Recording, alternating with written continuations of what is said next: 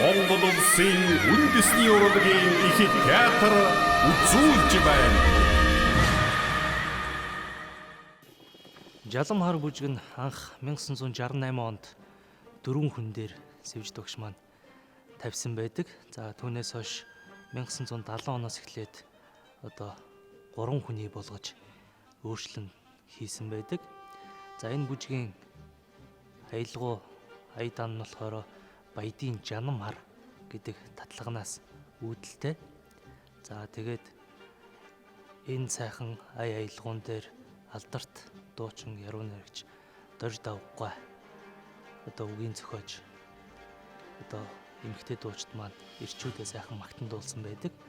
За тэгээд хувцсны эскизийн хувьд бол одоо алдарт төрийн шагналт Хүчнээгой өнөөдрийн энэ бидний одоо тайзнаа гарахад хэрэглэгддэг энэ далавчтай мэд шуу мэд энэ эскизийг гаргаж өнөөдрийг хүртэл одоо бүжиглэгдэн ирж байгаа.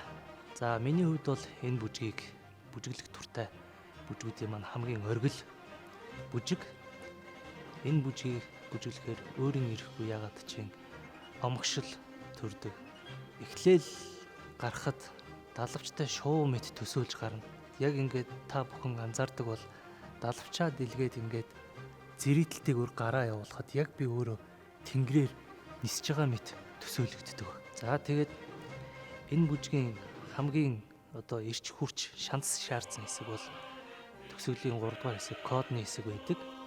Энэ дээр та бүхэн мэднэ 4 удаа 2 удаа эргээд өвдгөн дээрээ суугаад урагшаана 4 удаа өвдгөн дээрээ бууж босож цогчоод дээшээ үсрэн өвдгөн дээрээ тэмүүлээд чичрээд явна гэдэг бол энэ бол асар их хүнд техник.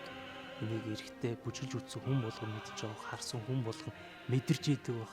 Энэ бүжгийг одоо тэр урагшаана хамгийн сүүлийн чичиргээгээ хийгээд түрээд ороод ирэхэд ингээл өөрийн ирэхгүй омгших сэтгэл төрдөг. Энэ бүжгийн ард хийгээд ёсолж хахад бас л нэг хэмэр сэргсэн мэт санагддаг та. Би одоо бүжигчин хүн яг ямар байх техниктэй тэр голын удааны хэсэг дээр бол яг манер харуулсан тийм яг өөрийгөө далаацтай хөдөлгөөнөөр мэдэрдэг л гэж боддог жалам хар бүжгийг бол. Жалам хар бүжгийг бүжиглэхэд эрэгтэй хүний тэр морин дээр давхиж байгаа эрч хүч, омгшил тэр бүхнийг л авдаг та. Энэ бүжиг маань маш их техник, ур чадвар шаардсан эрэгтэй бүжигчдийн хамгийн хийхийг хүсдэг бүжиг.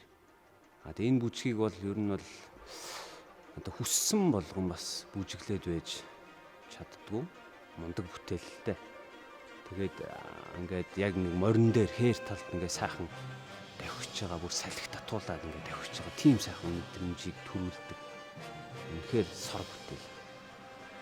Жалам хар бүжгийн 2 дугаар хэсэгт нь гоё сайхан ирчүүдээ магтандуулсан дуу байдаг. Энэ дууг ингээл өөрөө ирэхгүй сонсоод ирэхээр тэр дуун дээр орж байгаа тэр далайцтай бие биелгээний онцлог, тэр Монгол эр хүний намб төрөх бие биелгээний онцлог бас тэнд гайхалтайгаар харагдаж байдаг болов гэж би боддгоо.